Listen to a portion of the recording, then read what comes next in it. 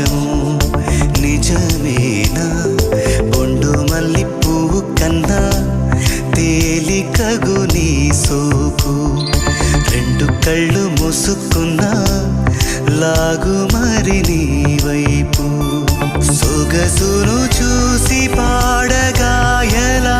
కనులకు మాట రాదుగాల